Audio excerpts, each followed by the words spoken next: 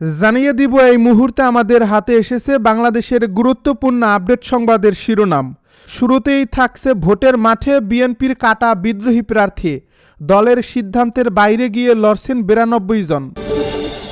এবারে জানিয়ে দিব ঋণ খেলাফি ও লুণ্ঠনকারীদের বিরুদ্ধে আইনি বিজয়, ব্যাংকের টাকা আত্মসাৎ করে নির্বাচনে অংশগ্রহণের কোনো সুযোগ নেই। এবারে জানিয়ে দিব আগে তাদের প্রভু ছিল শেখ হাসিনা, এখন তারেক রহমান বলে মন্তব্য নাসির উদ্দিন পাটোয়ারির। সব শেষে জানিয়ে দিব ডাক্তার তাহেরের মন্তব্য, এবার 10 দলীয় জোট সরকার গঠন করবে। এতক্ষণ শুনছিলেন হাতে থাকা আপডেট সংবাদের শিরোনাম, এবারে বিস্তারিত। তবে তার আগে অনুরোধ রইল ভিডিওটিতে একটি লাইক এবং কমেন্ট করে জানিয়ে দিন ভিডিও সম্পর্কে আপনার মূল্যবান মতামত। আরও জানিয়ে দিন ভিডিওটি কোথা থেকে দেখছেন বা কোন জেলা থেকে দেখছেন।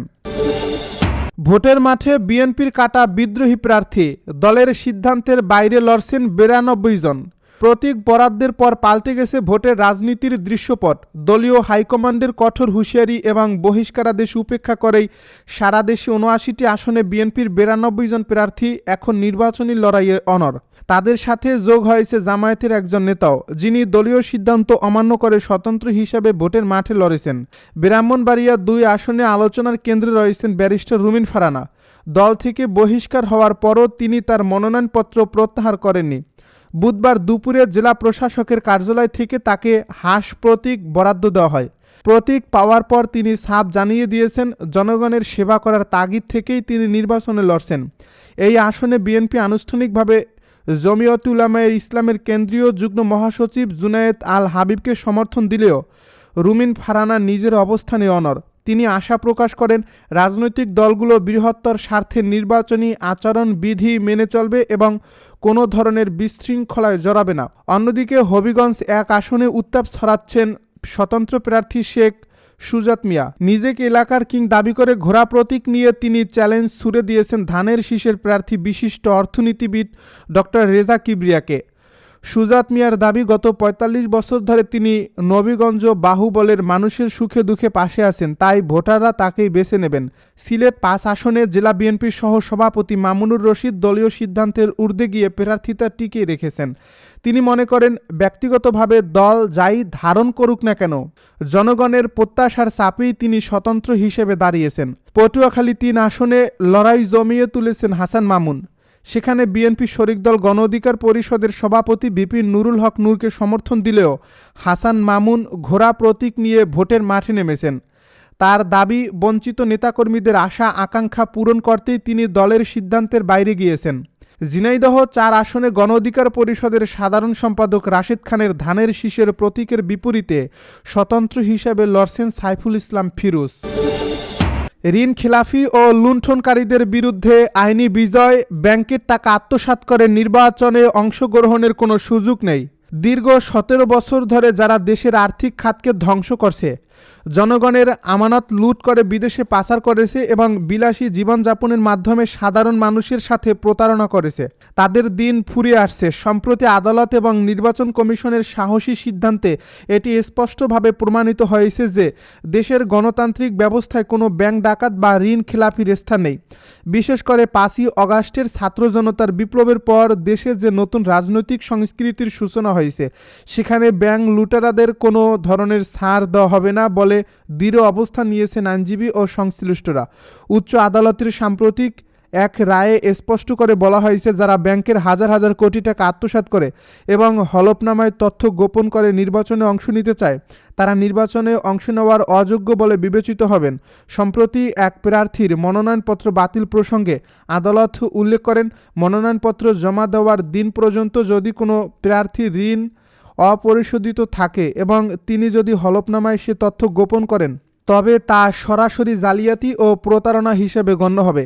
এমনকি পরবর্তীতে ব্যাকডোর মেকানিজম ও ব্যাংকের সাথে জোরপূর্বক আপোষ করে সিআইবি ক্লিয়ারেন্স নিলেও তা নির্বাচনের জন্য বৈধ বলে বিবেচিত হবে না। আইনের বিধান অনুযায়ী মনোনয়নপত্র দাখিলের পূর্বেই সকল দায় দেনা পরিশোধ করা বাধ্যতামূলক। উক্ত প্রার্থীর ক্ষেত্রে দেখা গেছে তিনি কেবল তথ্য গোপনই করেননি, বরং তার মালিকানাধীন বিভিন্ন প্রতিষ্ঠানের মাধ্যমে জনগণের টাকা বিদেশে পাচার করেছেন এবং পরিবারসহ বিদেশে বিলাসী জীবনযাপন করেছেন।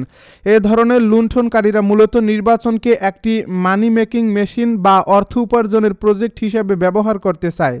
এদের বিরুদ্ধে জনগণের ম্যান্ডেট অত্যন্ত স্পষ্ট। এরা সুসময়ের পাখি, যারা দেশের সংকটে বিদেশে পাড়ি জমায় এবং নির্বাচন এলে আবার দেশে ফিরে ক্ষমতার সুযোগ নিতে চায়।